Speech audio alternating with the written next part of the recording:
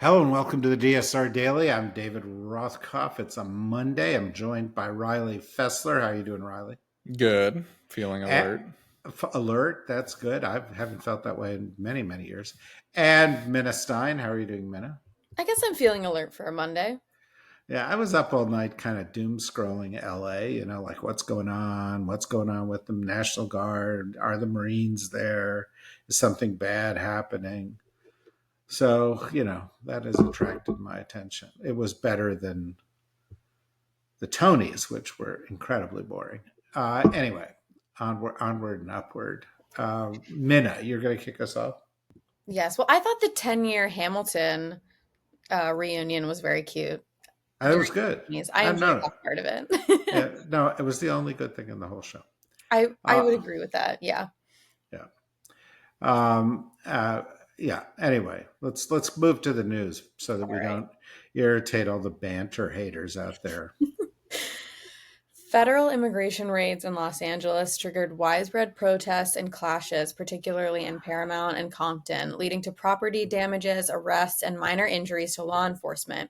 In response, President Trump deployed 2,000 National Guard troops to the area, overruling California officials who insisted the situation was under control.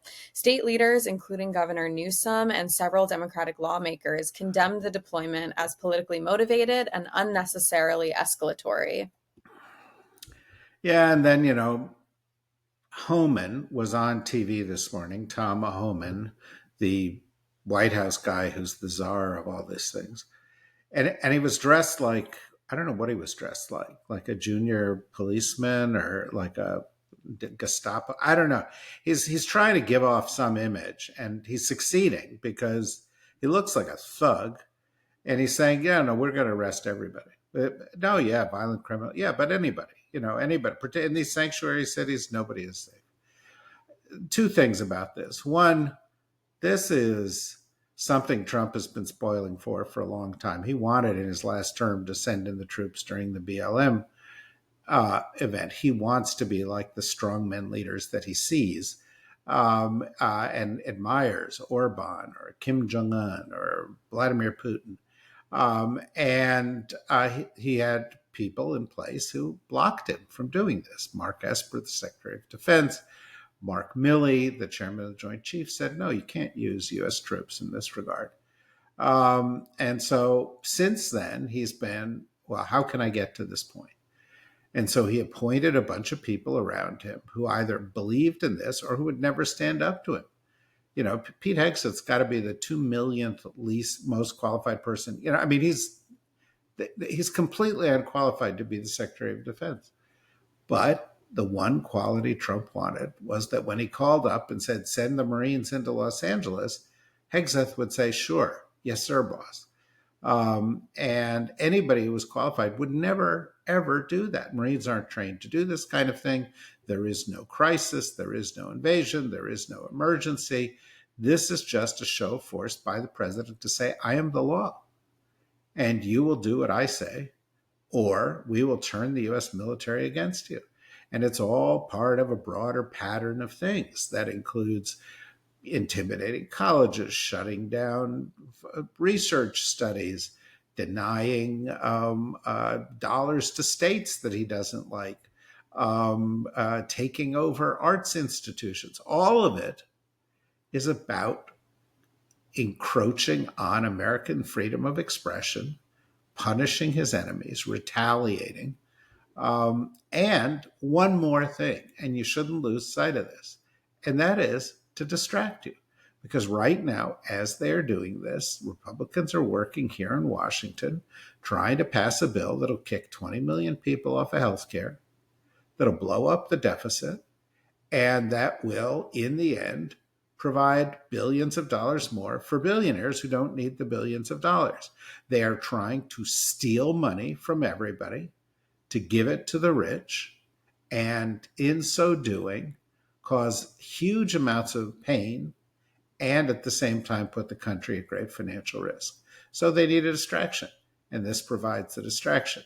Now, does that mean you shouldn't focus on the fascism in LA because of the mega robbery that's going on in Washington? No. We live in different times, folks, and you need to get a little extra bandwidth.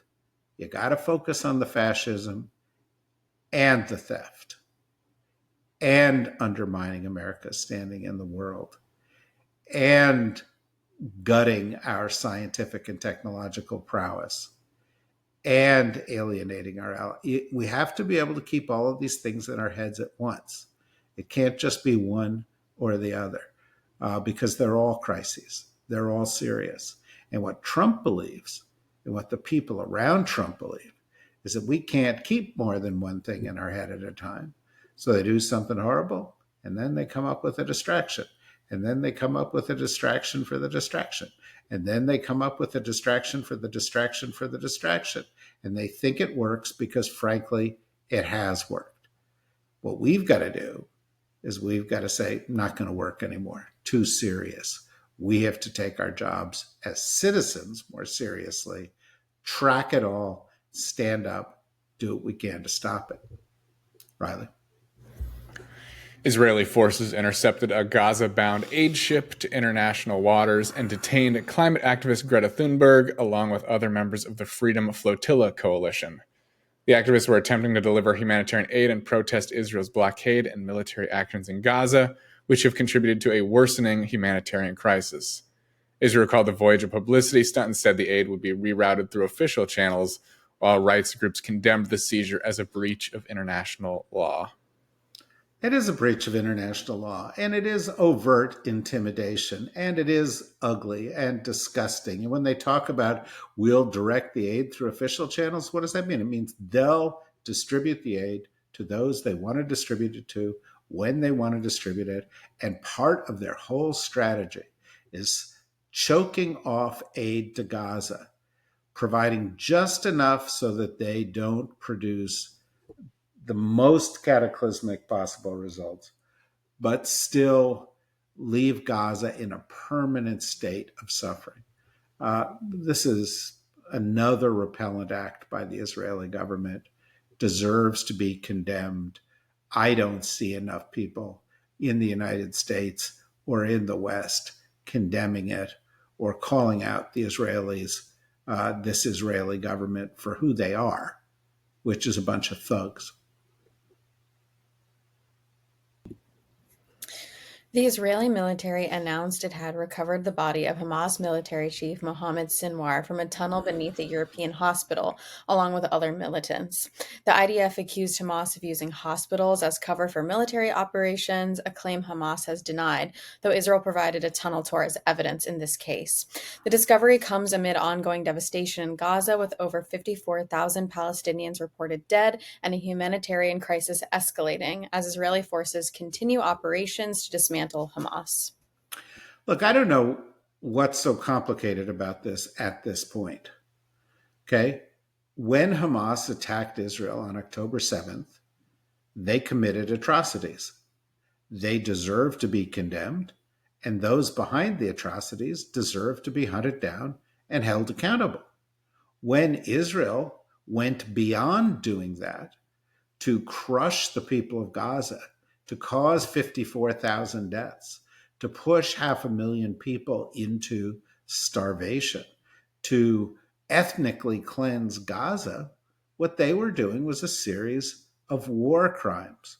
When Hamas says it's not doing anything bad, they're probably lying. When Israel says this is all Hamas's fault, and look, here we have evidence, they're probably lying.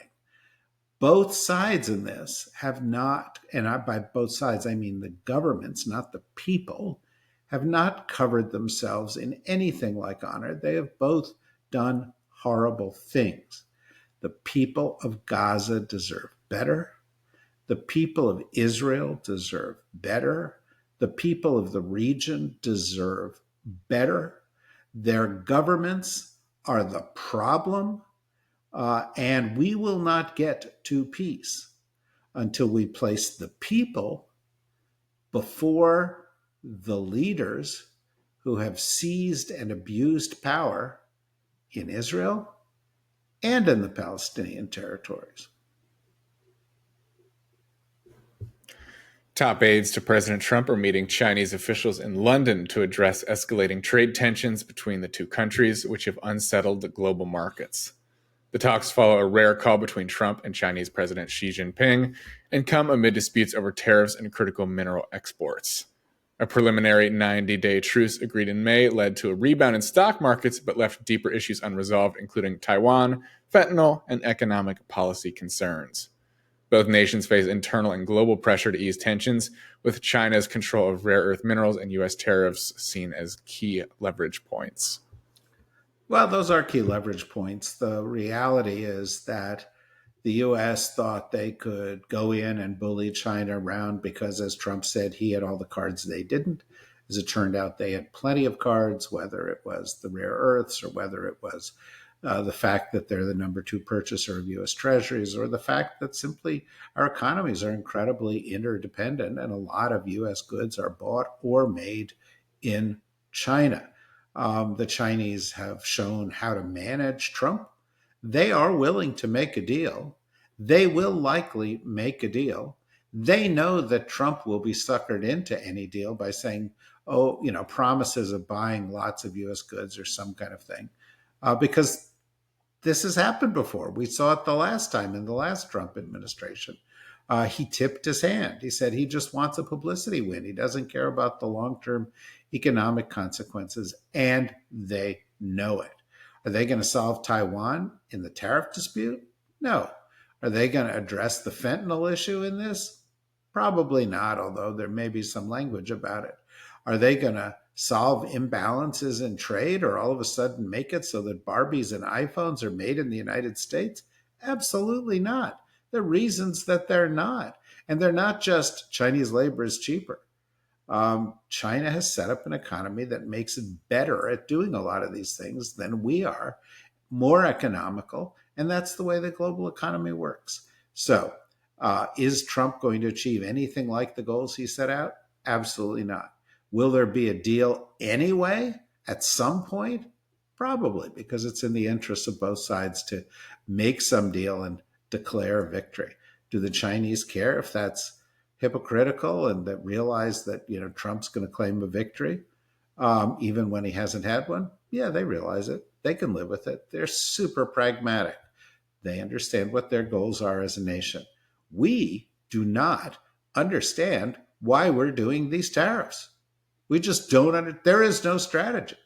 And that, of course, works to the advantage of every other country in the world that is trying to get out from under the pressure of this terrible U.S. economic policy. ABC News suspended senior correspondent Terry Moran after he posted a sharply critical message on X describing President Trump and aide Stephen Miller as, quote, world-class haters, calling Miller's hatred his, quote, spiritual nourishment. The post drew backlash from conservatives and the White House, prompting Press Secretary Caroline Leavitt to publicly demand accountability. ABC News said the comments violated its standards of impartiality and announced Moran's suspension pending further review.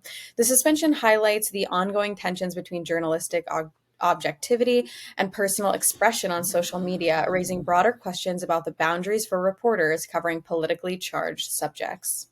Yeah, it raises another question too, which is, what is the job of a journalist? What if somebody is a hater? Okay, Donald Trump 10 years ago came down an escalator and said Mexicans are rapists. What is that if it's not hate speech? Donald Trump has engaged in hate speech for 10 years. It's his brand. Stephen Miller is his deputy White House chief of staff for hate. Okay? What Terry Moran was writing was the truth. It's offensive to conservatives because the truth really hurts them. But is ABC handling this properly? Absolutely not. Absolutely not. This guy said what was apparent to anybody with a pair of eyes or a pair of ears, and even just one eye working or one ear working, or the ability to read anything. That hate is the brand of the Trump administration. And what do we do if we can't call that? Is it biased to tell the truth? Journalism is about facts. It's about reporting the facts without concern about how people will react to those facts, not reporting two sides to make sure everybody feels placated. And, I have to say, I'm hearing a lot on every single network of producers essentially pushing programming that is more concerned with offering two narratives than it is with reporting the truth. And that's wrong. It's misleading. It's a failure of the journalistic responsibilities that are involved here. And frankly, the management at ABC, the leadership at CBS, the leadership at CNN, all these people have shown that they are ill-equipped to be running organizations with important journalistic roles to play in our society.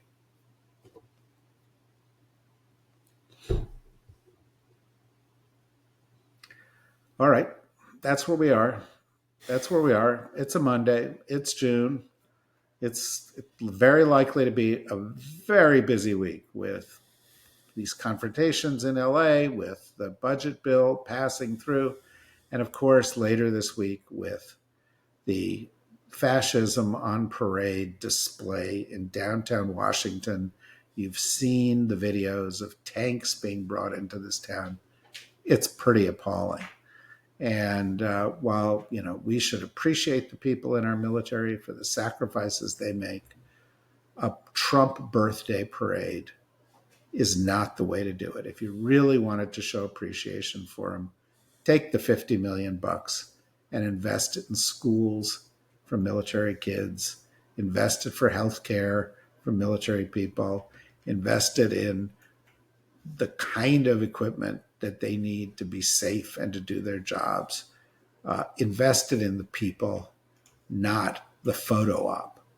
But we live in, photo op nation, and it's pretty disturbing. We'll keep on it, and we will have our many podcasts this week coming to you as they always do, whether it's the Daily Blast, DSR Daily, Deep State Radio, Words Matter, Still Consciousness, AI, Energy and Climate, all of them, Need to Know, all of them will be out for you this week. And if you like them, help us out. Go to the dsrnetwork.com, click on membership. Lots of you are doing it. It is giving us a lot of momentum. It is important in times like these. And we are super grateful for all of you who are supporting what we're doing here at the DSR Network. Till tomorrow, thanks very much. Thank you, Riley. Thank you, Minna. Bye-bye.